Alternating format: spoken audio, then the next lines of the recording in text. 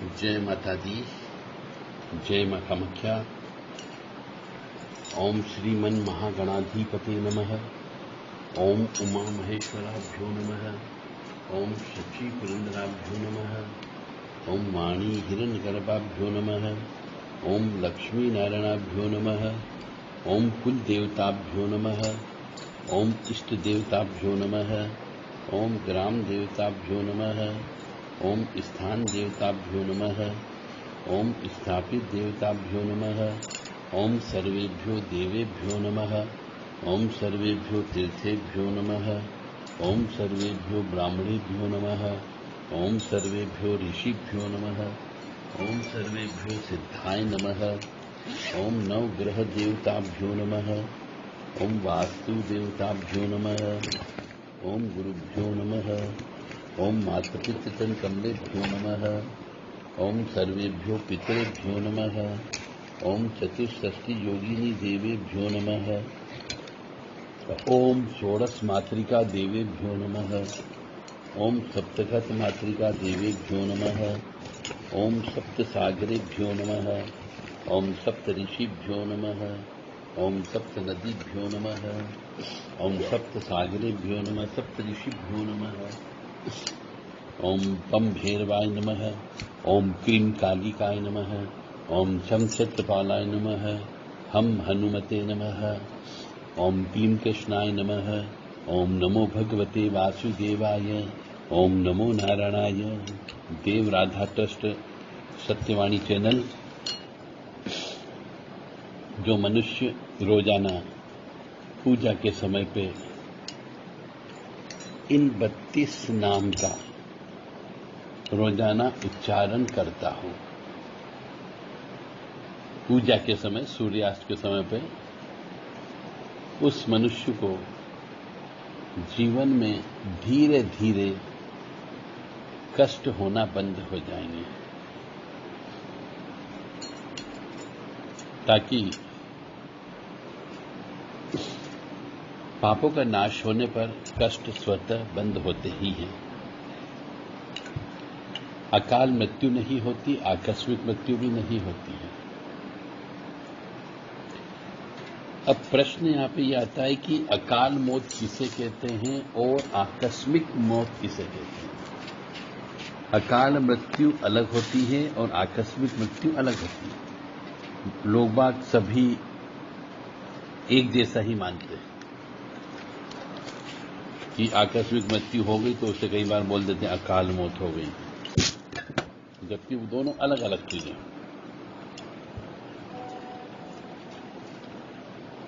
एक आकस्मिक मृत्यु होती है, एक अकाल मृत्यु होती है। दोनों में बिल्कुल बारीक सा अंतर है, इसलिए दोनों को एक ही शब्दों में प्रयोग करके चलते हैं, जबकि अलग अलग है। इसलिए दोनों के बीच में अंतर जानना अत्यंत आवश्यक है। उसी हिसाब से पूजा होती है। मेरा यहां पे बताने का अर्थ केवल यह है कि यदि आकस्मिक मृत्यु हुई हो तो उसकी पूजा अलग प्रकार की होती है, और अकाल मौत हुई हो तो उसकी पूजा अलग प्रकार की होती है। कोई आदमी मरना नहीं चाहता, यह बात सही है। कोई भी मरना नहीं चाहता, हर व्यक्ति जिंदा रहना चाहता है, परंतु मरता सब है। कोई भी अजर अमर नहीं है। परंतु यदि कोई मरना नहीं चाहता और अचानक उसकी मृत्यु हो जाए, अब अचानक मृत्यु होने का मतलब है कि किसी एक्सीडेंट में मौत हो जाए, उसकी मकान की छत से गिर करके मर जाए, अचानक सांप काट ले और मर जाए, अचानक नदी में डूब करके मर जाए, अचानक काम करते करते बिजली का करंट लगे और वहीं मर जाए, और भूकंप आ जाए और भूकंप से बिल्डिंग गिर जाए और उसमें दब के मर जाए, तो यह आकस्मिक मृत्यु कहलाती है। आकस्मिक मृत्यु, अचानक मृत्यु हो गई। तो यहां आकस्मिक मृत्यु का यह हो गया है कि अचानक बिना सोचे समझे यदि मृत्यु हो जाए तो उसे आकस्मिक मृत्यु कहते हैं, और सोच समझ करके मृत्यु हो तो उसे अकाल मौत कहते हैं। अब कैसे अकाल मौत का मतलब कि कोई आदमी या कोई स्त्री पुरुष आत्महत्या करे। अब आत्महत्या क्योंकि उसको याद है, ऐसे तो कोई मरना नहीं चाहता और मर जाए तो उसे आकस्मिक मृत्यु बोलते हैं। परंतु यदि कोई मरना चाहता हो और भगवान ने उसकी मौत नहीं लिखी हो, परंतु वो फांसी लगा ले, सल्फास खा ले, जहर पी ले, या फिर अपनी मर्जी से रेल की पटरी पर लेट जाए, या अपनी मर्जी से छत से कूद के मर जाए, यानी उसको ज्ञान है कि मुझे ये काम करने से मेरी मौत हो जाएगी, उसे अकाल मौत कहते हैं। जानबूझ करके मरना। और एक हो गया आकस्मिक, कि मरना नहीं चाहते परंतु प्रकृति के खेल के अनुसार मरना पड़ता है, उसे आकस्मिक मृत्यु कहते हैं। जमीन आसमान का अंतर हो गया। छत से गिरा है परंतु एक अपनी मर्जी से छत से गिरा है तो अकाल मौत हो जाएगी, और एक व्यक्ति काम करते करते छत से गिर गया तो वो आकस्मिक मृत्यु हो गई। कोई नदी में कूद जाए जानबूझ करके, पुलिया से नीचे गिर जाए कि मुझे तो आत्महत्या करनी, नहीं रहना जिंदा, तो वो अकाल मौत कहलाती है। मृत्यु तो होगी परंतु दोनों की परिभाषा अलग अलग है कि आकस्मिक मृत्यु और अकाल मृत्यु। मतलब मनुष्य अपनी ऐसी क्रिया से स्वयं मृत्यु का वर्ण स्वीकार करता हो, उसे अकाल मृत्यु कहते हैं। ऐसा कहता है शास्त्र, ऐसा कहता है कि आकस्मिक मृत्यु जन्म पत्रिका में लिखी हुई होती है कि ये पानी में डूब करके मरेगा, तो नहाने जाता है, न चाहते हुए भी पानी में पैर फिसल जाता है और मर जाता है, तो आकस्मिक मृत्यु हुई। यह प्रारब्ध के अनुसार उसकी जन्म पत्रिका में देखने को मिलता है। जैसे राहु लगन में बैठ जाए, केतु सप्तम में बैठ जाए, तो समझो वो ऊपर से गिर करके उसकी मृत्यु होने की संभावना ज्यादा होती है। तो आकस्मिक मृत्यु तो प्रारब्ध के अनुसार आयु पूरी होने पर ही होती है। आयु पूरी हो गई, ऑटोमेटिक गिर जाएगा, मर जाएगा, ऑटोमेटिक सांप आके काट लेगा, मर जाएगा, तो इसे आकस्मिक मृत्यु कहते हैं। परंतु अभी उसकी उम्र पूरी नहीं हुई और वह अपनी मृत्यु को वर्ण स्वीकार कर ले, यानी अकाल मृत्यु। आत्महत्या कर ले स्वयं, अरे मौत नहीं आई पर फिर भी यदि अपने हाथ से यदि उसकी वो काट ले, गर्दन काट ले, तो अकाल मृत्यु कहलाएगी। तो आत्महत्या करना यानी अकाल मृत्यु होना महापाप है। आकस्मिक मृत्यु होना पाप नहीं है क्योंकि उसने नहीं चाही थी मृत्यु, परंतु अकाल मृत्यु यानी हमने मृत्यु चाही है न चाहते हुए भी, तो ये घनघोर पाप कर्म की परिभाषा में आता है। और यह पत्रिका में कोई व्यक्ति नहीं बता सकता कि व्यक्ति आत्महत्या करेगा। अकाल मृत्यु के बारे में नहीं लिखा रहता है क्योंकि प्रारब्ध नहीं है। और जो आत्महत्या करता है उसको एक मनुष्य की हत्या की गई, उस आत्मा को इतना पाप लगता है एक मनुष्य की हत्या का। तो जो आत्मा आत्महत्या करके स्वयं मृत्यु का वर्ण करके मर जाते हैं और वो आत्माएं बहुत तड़फती है क्योंकि मनुष्य की हत्या का पाप लगता है। ईश्वर के द्वारा जो चलाई गई सृष्टि है उसमें वो उंगली कर देते हैं।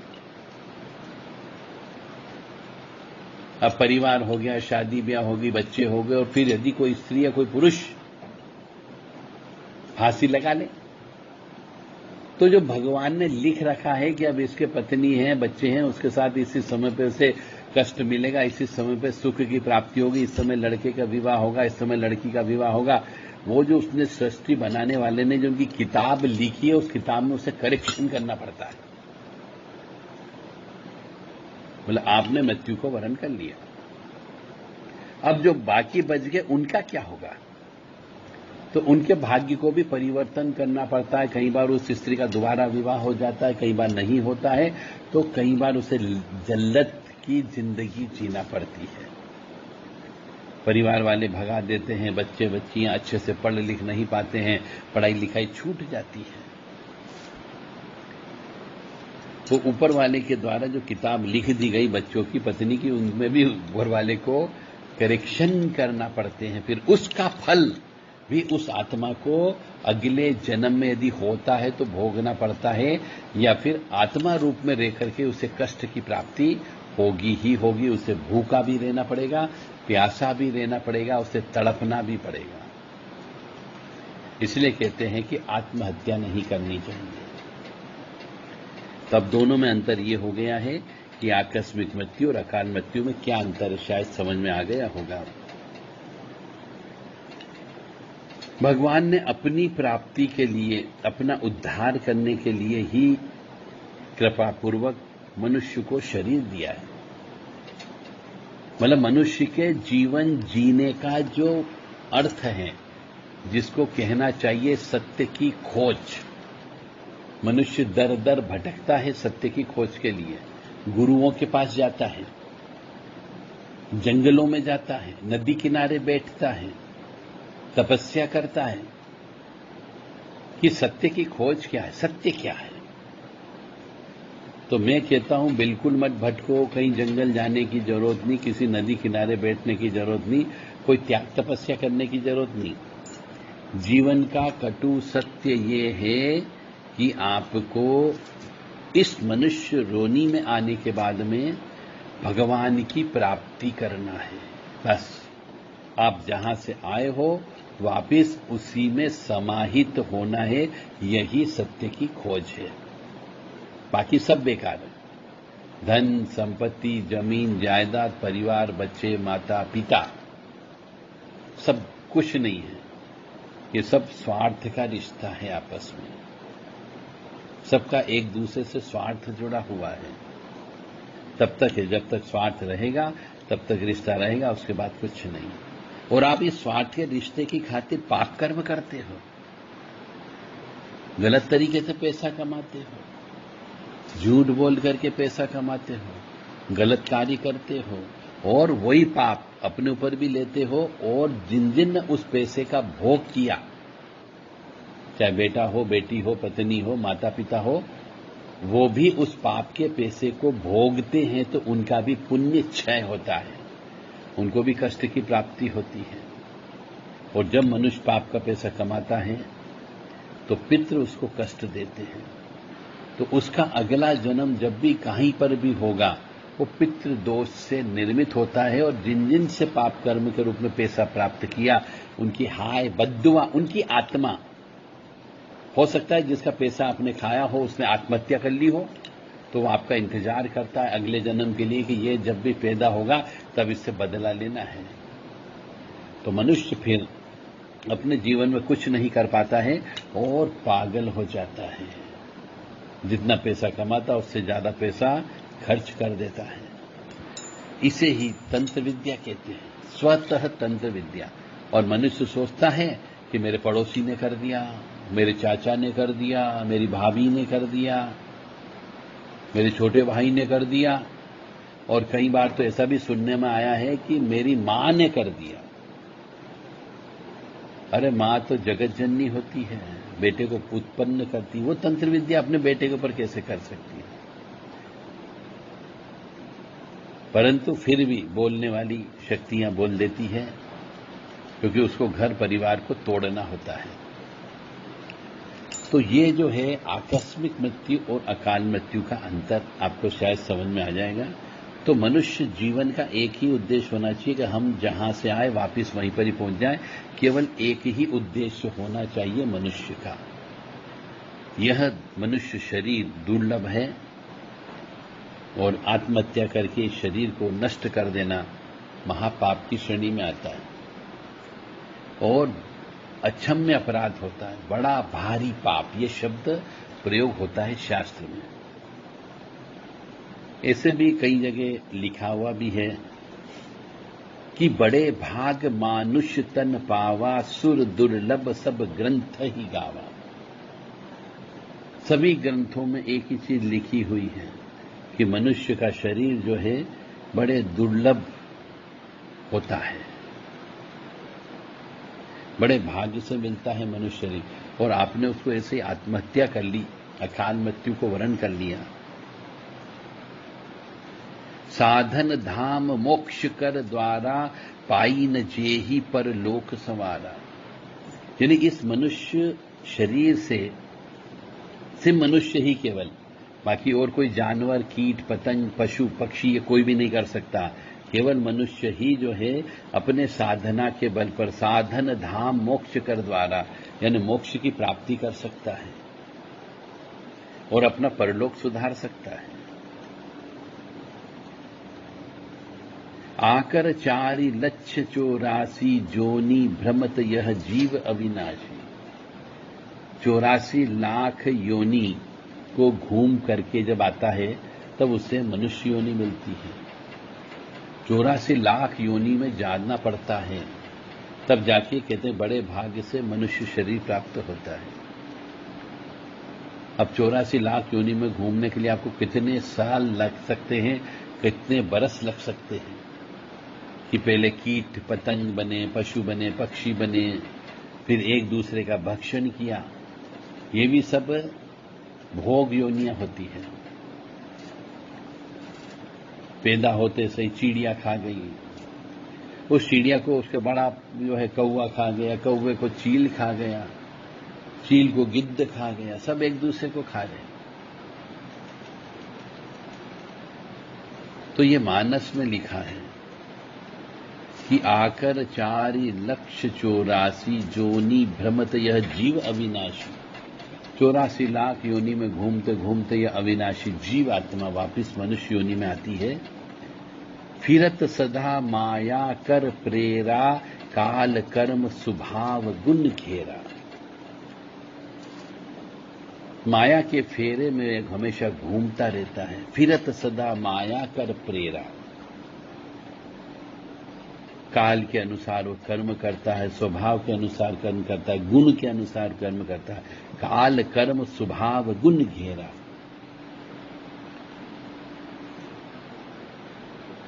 तो इस तरीके से मानस की चौपाई में यह लिखा गया है। तो आत्महत्या करने पर भी कभी कभी मनुष्य बच जाता है। फांसी लगाई, परंतु फांसी ने दगा दे दिया और मरता नहीं है। कई बार जहर पी लिया, परंतु डॉक्टर के पास पहुंच गया, हॉस्पिटल में चले गए, उससे बचा लिया गया। तो आत्महत्या करने पर कई बार बच जाता है। इसका यह कारण रहता है कि उसके जीवन का संबंध किसी दूसरे प्राणी के साथ में है। जैसे कि भविष्य में किसी का बेटा होने वाला है, तो आत्महत्या का प्रयास करने पर भी वो मरेगा नहीं, क्योंकि आगे होने वाले बेटे का प्रारब्ध कर्म उसको मरने नहीं देगा, तो वो बच जाता है। हम कई बार सुनते हैं पेपर में कि साहब एक ने सल्फास खा ली, एसिड पी लिया, हॉस्पिटल में तड़पते तड़पते जिस जैसे जान बच जाती है। चाहे साल भर तक हॉस्पिटल में पड़े रहते, इलाज होते रहता और बच जाते। तो ऐसे में जो रहता है संबंध, ये बताया गया है कि अपने किसी न किसी दूसरे व्यक्ति से संबंध रहता, इस वजह से उसकी आत्मा नहीं निकलती है, बच जाता है। ऐसे ही दूसरे का प्रारब्ध साथ में जुड़ा हुआ रहता है, तो आत्महत्या करने का प्रयास करने पर भी वह मरता नहीं है। जैसे पानी में छलांग लगा ली, तो वो तो ये सोचता है कि मैंने पानी में कूद गया, मैं मर जाऊंगा।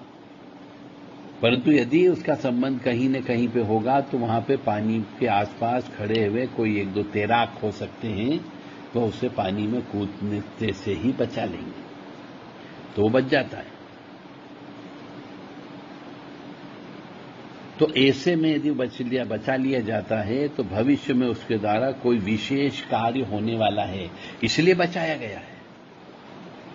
अथवा प्रारब्ध का कोई न कोई सुख दुख आने वाला हो तो आत्महत्या की चेष्टा करने पर भी, प्रयास करने पर भी वह मरेगा नहीं, मतलब उसे वो भोगना ही पड़ेगा। परंतु उस मनुष्य को जो जिंदा लाश के माफिक रहेगा, उसे एक मनुष्य की हत्या का दोष तो लगेगा ही लगेगा, चाहे ना मरा हो, और उसका फल दुख के रूप में बहुत बड़ा उसको प्राप्त होगा अपने जीवन में। जैसे कि किसी जज के सामने एक बंदूक की गोली, हमने बंदूक लगा दी और गोली चला भी दी, पर गोली जज साहब को लगी नहीं, तो भी उसको सजा तो होगी कि जज के ऊपर अटेम्प्ट टू मर्डर।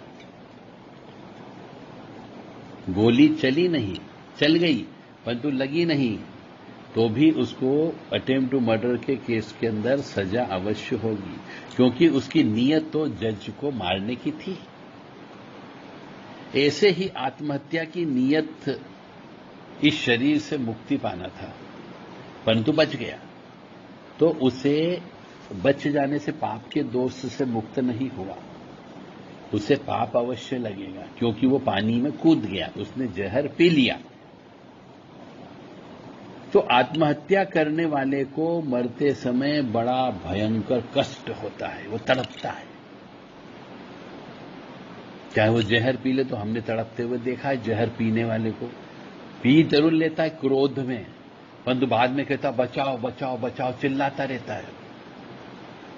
ऐसे पानी में जब कूद जाता है तो वो चुपचाप नहीं रहता, शांत नहीं होता है, वो चिल्लाता है बचाने के लिए, तो वो तड़पता, उसकी आत्मा तड़पती, चाहे उसने मरने के लिए जहर पिया हो या एसिड पिया हो या मरने के लिए पानी में कूदा हो।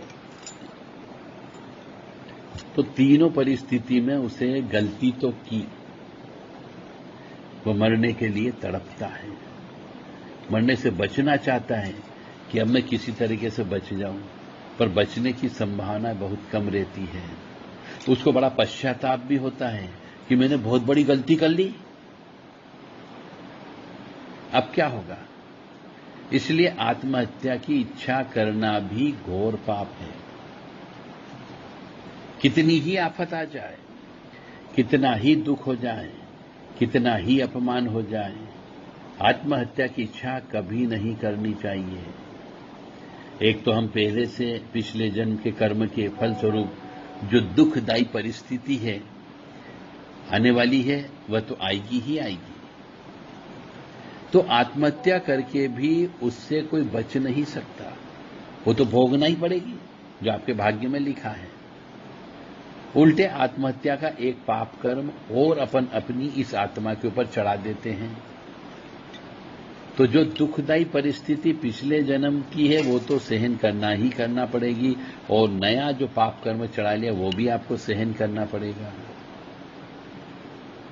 तो जो मनुष्य पिछले जन्म के कर्म के अनुसार जो किए गए पाप कर्मों का दुख सहन कर लेता है, उसके पुराने पाप नष्ट हो जाते हैं और मनुष्य शुद्ध हो जाता है।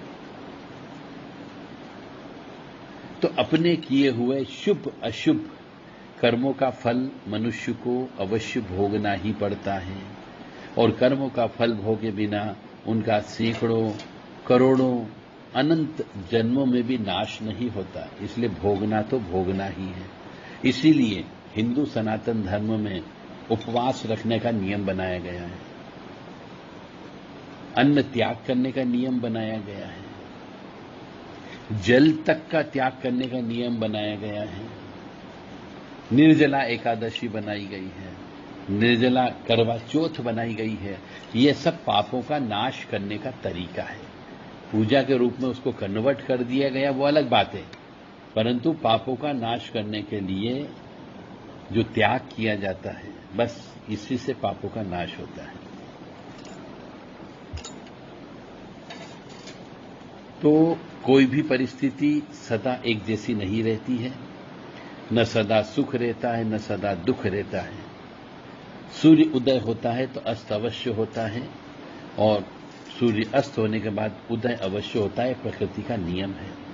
अतः दुखदायी परिस्थिति आने पर मनुष्य को दुख सहन कर लेना चाहिए या अपने आप को समेट लेना चाहिए। जैसे कछुआ परिस्थिति को भांप करके अपने चारों हाथ, पैर और मुंह को अपनी इस सुरक्षा चक्र का जो बाडी होती है उसमें घुसा लेता है। चाहे उसे भूखा रहना पड़े तो भूखा रह लेता है, परंतु हाथ पैर बाहर नहीं निकालता, क्योंकि जानता है कि वो बाहर निकालेगा और कोई न कोई उसको चबद लेगा।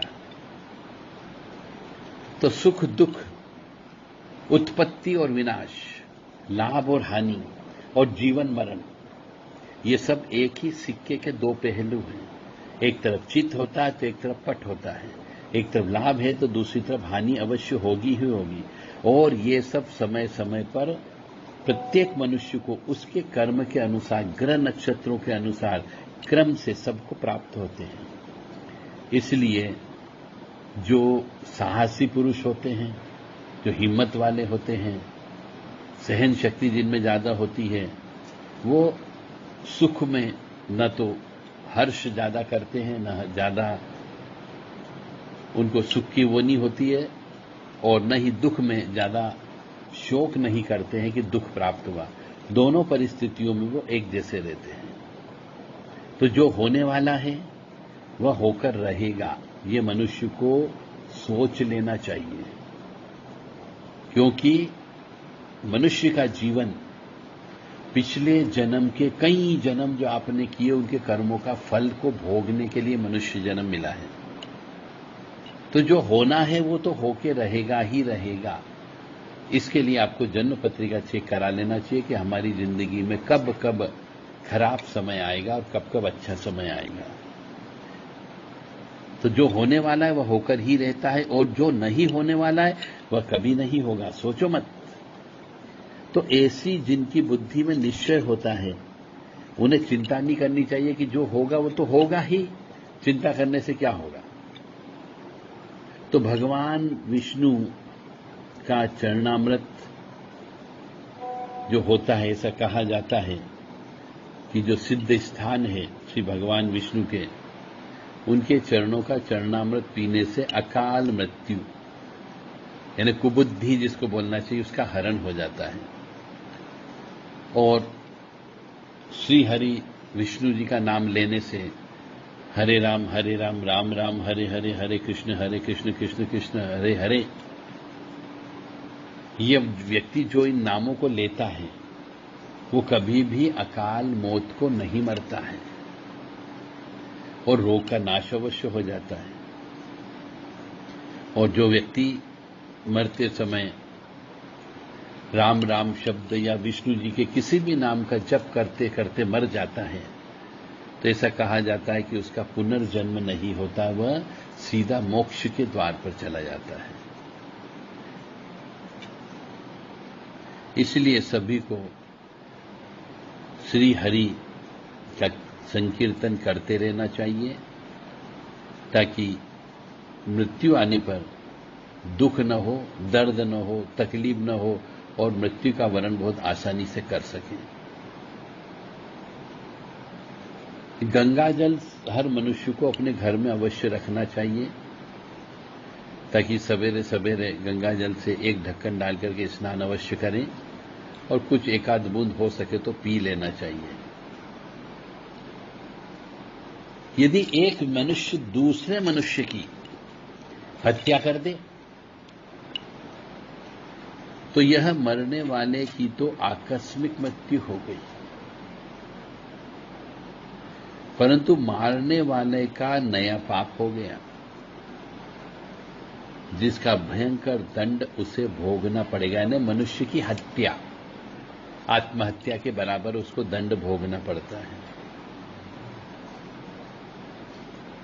क्योंकि जो व्यक्ति की हत्या हुई उसे तो मालूम ही नहीं था कि मेरी मृत्यु हो जाएगी, परंतु अचानक लड़ाई झगड़े में या किसी वजह से उसकी हत्या हो जाती है, तो उसकी आकस्मिक मृत्यु कहलाएगी, अकाल मौत नहीं कहलाएगी।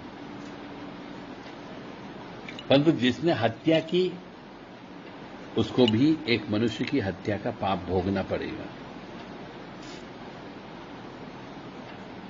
और ऐसा कहीं पर लिखा हुआ नहीं होता है।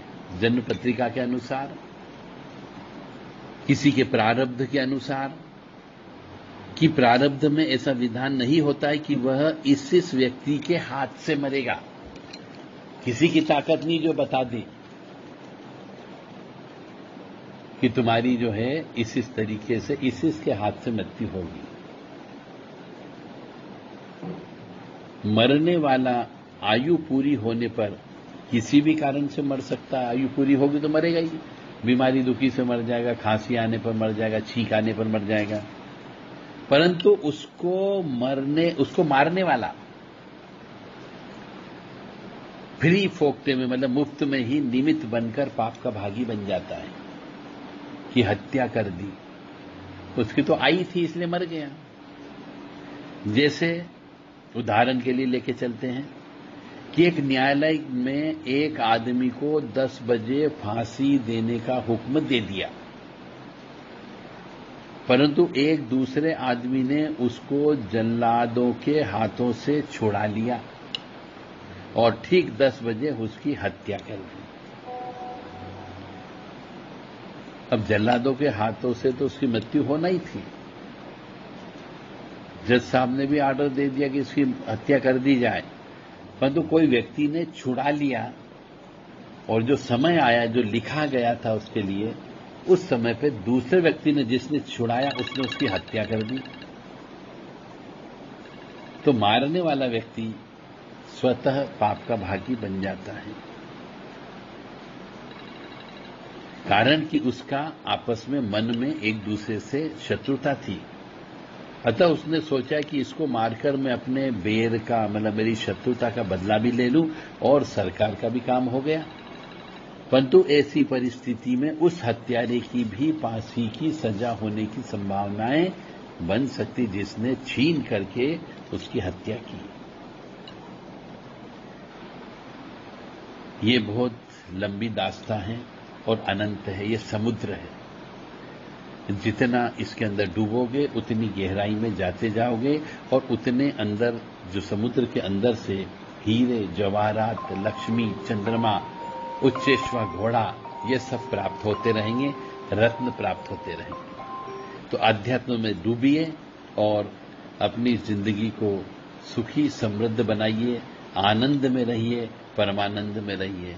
जितने आध्यात्म में डुबकी लगाओगे उतना आनंद की प्राप्ति होगी। कष्ट तो आएंगे, पर कष्ट जैसे महसूस नहीं होंगे, क्योंकि आध्यात्म में आप डूबे हुए हो तो आप बच जाओगे। जैसे समुद्र के अंदर आप हो, आध्यात्म यानी समुद्र, जिसकी कोई अनंत नहीं, कोई सीमा नहीं होती है। परंतु यदि समुद्र में आपके ऊपर कोई गोली चलाता है, कोई तीर चलाता है आपको मारने के लिए, तो समुद्र का पानी और उसकी लहरें आपको बचा ले जाएगी। गोली जिसको चलाना था उस घड़ी उसने गोली चला दी, परंतु चूंकि आप समुद्र की गहराई में थे तो वहां तक गोली का असर नहीं हुआ और आप बच गए। तो बस आध्यात्म भी यही चीज है कि कष्ट तो मिलेंगे, परंतु कष्ट आपको पता ही नहीं चलेगा कि कष्ट कैसे समाप्त हो गए और आप अपनी जिंदगी आराम से जीते रहेंगे। जय माता दी, जय मां कामाख्या। अब शायद समझ में आ गया होगा कि मनुष्य को आत्महत्या नहीं करनी चाहिए, अकाल मृत्यु का वरण नहीं करना चाहिए। आकस्मिक मृत्यु हो जाए तो उसकी पूजा अलग होती है, अकाल मृत्यु की पूजा अलग होती है। अकाल मृत्यु की आत्मा बहुत ज्यादा यदि किसी को लग जाती है तो तड़पाती बहुत है, क्योंकि वो तड़प तड़प करके मरती है। इसलिए अकाल मृत्यु वाली आत्मा यदि किसी के शरीर में प्रवेश कर जाती है तो वह उस मनुष्य को भयंकर तड़पाती है, भयंकर कष्ट देती है, ताकि जैसा कष्ट उस आत्मा ने मरते समय प्राप्त किया, वही कष्ट उस स्त्री या पुरुष को जिसके शरीर के अंदर प्रवेश कर गई या जिसके ऊपर चिपक गई, उसको ये कष्ट देती है। तो ऐसी अकाल मृत्यु वाली आत्मा यदि किसी को लगी हुई हो तो जितनी जल्दी हो सके उसका आध्यात्मिक इलाज करा लेना चाहिए, उसकी मुक्ति करा लेना चाहिए, या फिर उसको शरीर से अलग करवा देना चाहिए। यदि आपको कोई भी व्यक्ति ऐसा मिलता हो तो आप उनको ठीक करवाएं, अवश्य, जितनी जल्दी हो सके। जितनी देरी होगी उतना आप उस मनुष्य को, उस परिवार को उतना कष्ट की प्राप्ति ज्यादा होगी। यदि आप अकाल मृत्यु वाली आत्मा को मुक्त कराना चाहते हो तो देव राधा ट्रस्ट से संपर्क कर सकते हैं। 9893128047 और 7649862712 दोनों व्हाट्सएप नंबर है। कृपया फोन नहीं लगाएं, केवल व्हाट्सएप के माध्यम से संदेश देकर के अपना परिचय देते हुए इस संबंध में उचित जानकारी प्राप्त कर सकते हैं।